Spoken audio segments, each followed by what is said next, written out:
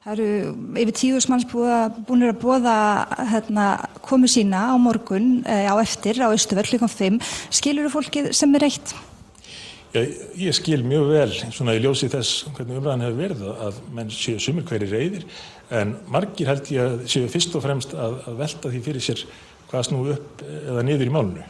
Og þess vegna er mikilvægt að það komist til skila, að staðreyndir málsins komist til skila, og því sýni ég mjög mikinn skilning og ég sýni því líka mikinn skilning að menn ætlist til þess að forsætisráðherra að hann geti svarað spurningum skýrt.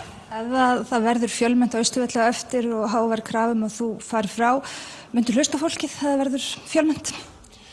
Já, það mæti nú ekki allt fólkið á Austurvöll. Það hafa alloft áður verið mótmæli gegn ríkisstjórninni af ýmsu tilefni.